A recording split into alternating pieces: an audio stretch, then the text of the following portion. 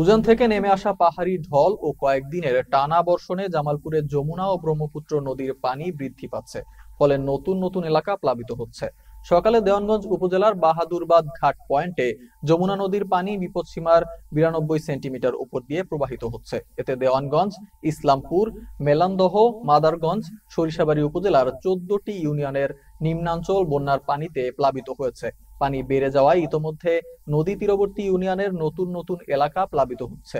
ফসলি জমি, ঘরবাড়ি, পুকুর, গ্রামীণ রাস্তাঘাট বন্যার পানিতে ডুবে গেছে।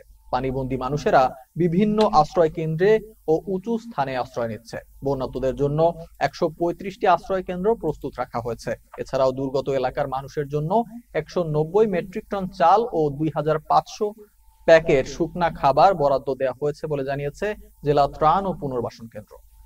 এর আগে যে বন্যা হয়েছে এরকম বন্যা হয়েছে, কিন্তু ওটার পানি 4-5 দিন 6 দিন 7 দিন লাগছে আসতে বাড়তে। এই বছর যে বন্যাটা যেটা বর্তমান যেটা হচ্ছে, এটা একদিনেই মনে করেন ওভার ফ্লাড হয়ে গেছে। বর্তমানে অনেক অসুবিধা আছি। আমরা ঘর বাড়ি সাইরি আশ্রয় কেন্দ্র আছি, মনে করেন খালি নিজের পিন্ডাটা নিয়ে যেতে পারছি।